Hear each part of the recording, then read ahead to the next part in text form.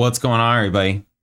SUZANNE Vega debut album. Continuing on. This is The Queen and the Soldier. Longest track on the album. Let's get to it. Bam.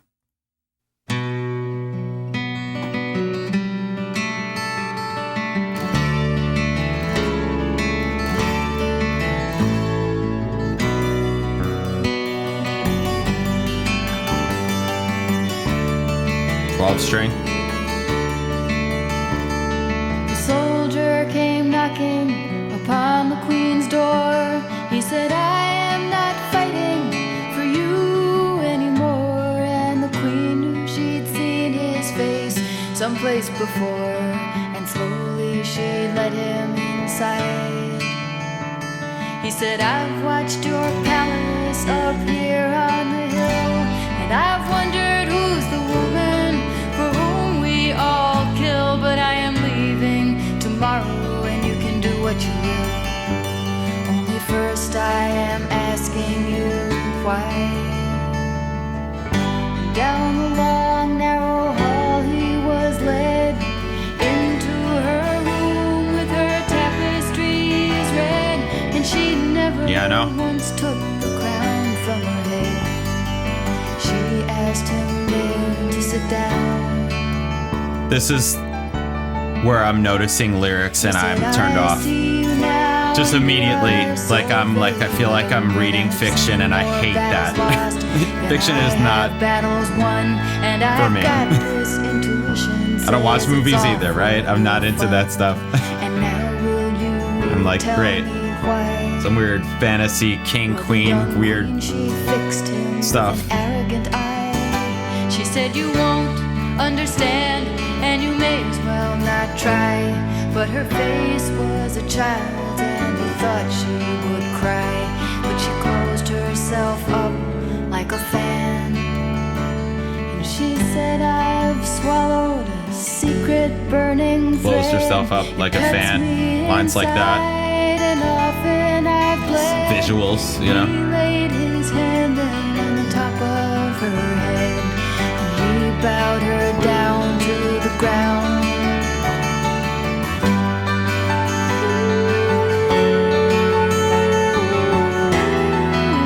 Right, feels like we're swelling again a bit. Nice little, yeah, nice.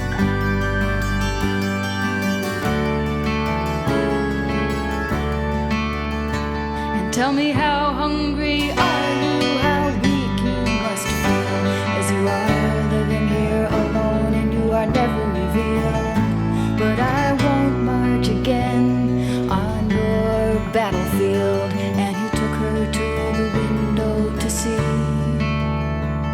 And the sun, it was gold, though the sky, it was gray. And she wanted more than she ever could say. But she knew how it frightened her, and she turned away and would not look at his face again. He said, I want to live as an honest man, to get all I deserve and to give all I can, and to love a young woman who I don't understand. Your Highness, your ways are very strange. But the crown, it had fallen, and she thought she would break. And she stood there, ashamed of the way her heart ached. And she took him to the doorstep, and she asked him to wait. She would only be a moment inside. And out in the distance her order was heard, and the soldier was killed, still waiting for her word. And while the queen went on strangling in the solitude she preferred, the battle continued on.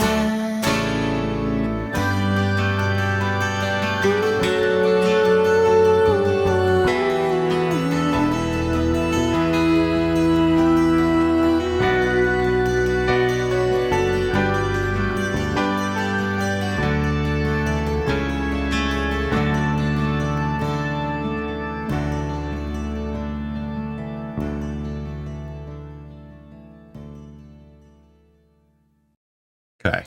This is a no. This is a no for me. No. No. Forget all the lyric stuff. Even though that's so much of what this whole thing is.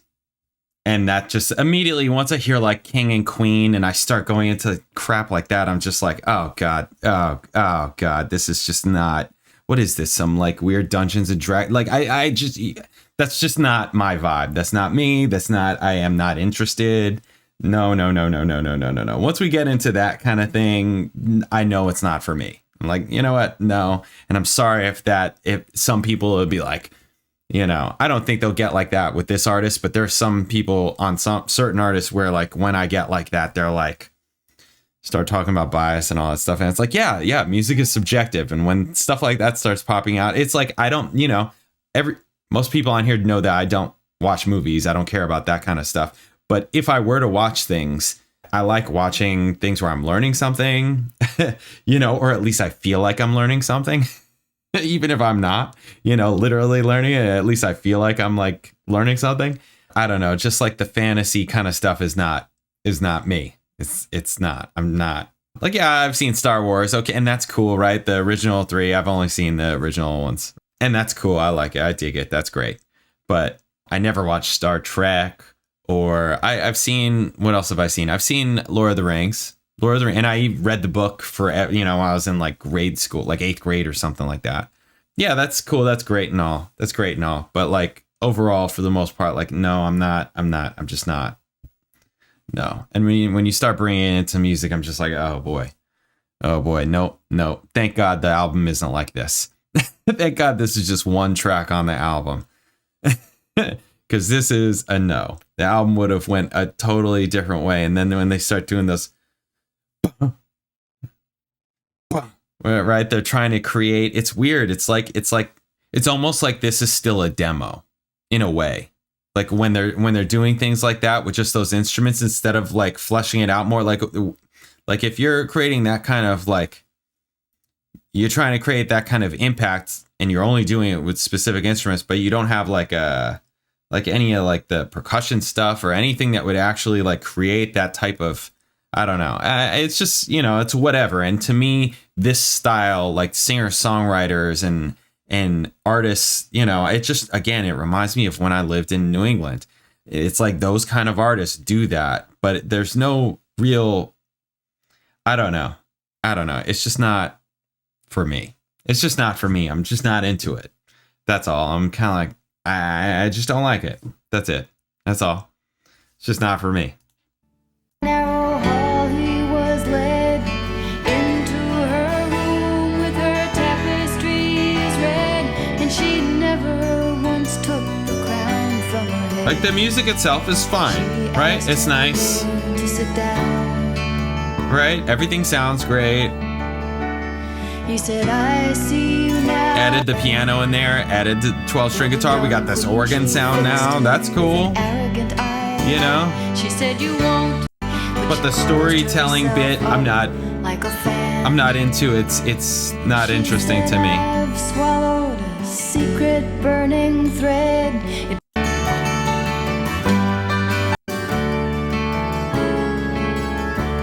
And he took her to the window to see at his face. Yeah, like it's fine, but it's not, you know.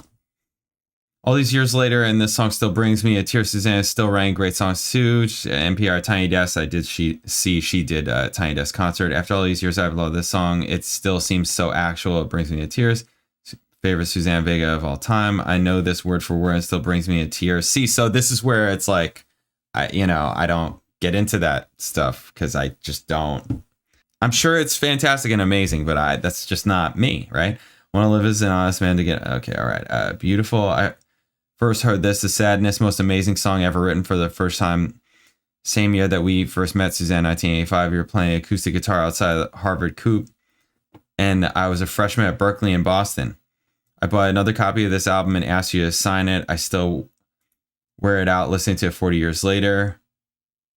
Cool. Masterpiece, of course. Love this cassette in the A's. A masterpiece. Born in 1985, I know every note of this album by heart. This song, in my opinion, is also about the insanity of power and war and the lonely, vulnerable, bitter vulnerable. I don't know what they're trying to say. Bitterness of the mighty who decide over life and death. This song gets me by the trough each time again. Miracle of this world, listening to her as mystical experience. Her voice makes, see, it's like she's got all that like soft and like wispy kind of stuff. So people think that she's like a mystic or something, you know, like she's like magical or whatever. It's, you know, music is magic, right? It can be, it really can be. And that's when it's awesome. That's when I love it, right? It's fantastic. Still treasure this record. Loving your beautiful, magical music since I was 12. Story it tells is almost like Shakespearean tragedy. Yeah, like all that kind of stuff. I'm just like, who do I feel the most sorry for? The soldier because the queen is okay. All right. I don't think I've ever read as much into a track as I have this one. Queen, the soldier's beauty makes me want to do that. Track is nothing short of stunning. This exquisite ballad is timeless. Fairy tale, sing this myself over and over. It keeps on changing. Musical literature, stupendous. Like, right? People love this. That's great. That's good. Cool. Go for it. Have at it, right? Go for it. Seeing SUZANNE Vega singing this song with you years ago. Okay, great music. Can't tell exactly why, but SUZANNE is still my favorite. What a masterpiece. All right, people are loving this. One of the greatest songs ever written, both lyrically and musically. Musically, it's fine. I wouldn't say that it's like, you know, it's fine. It's just really, to me, a vehicle for all these words, right? And that's and the story. But musically, to me, every other song on this album is way better, personally. As someone who just pays attention to the music for the most part, right? Musically, it's everything else on this album. It's way more interesting, way more colorful, right? Way, just everything more than this one, to me. Again, the 12 strings nice, the organ's nice, the addition of the organ's nice, and the piano is nice. It is. But that's just like the instrumentation of the music. The music is the music. That makes sense. And the music on here, which is like, you know, melody, harmony, relationship, all that stuff is not as interesting to me as the rest of the album. Always gets me, harsh but true. After all these years, I might get an understanding, like, feel it real, gets better every time, truly is great. People love, I mean, there's a ton of, you know, sounds like SUZANNE Vega, Queen and the Soldier. Very sad song, beautiful voice. Yet I never understood this message. Happiness is with honor. Thinking of those that work, right, and weather through the tides. Life is long. As I write this, I now recognize as a sign for truth and peace. I mean, yeah, they love this track. Cool. Yeah, it's just not for me. I'm not into it. I'm not crazy about it. So there it is. All right. Up next, Night Moves, which I think was another single off the album. Cool. We'll get to it. I'll catch you then later.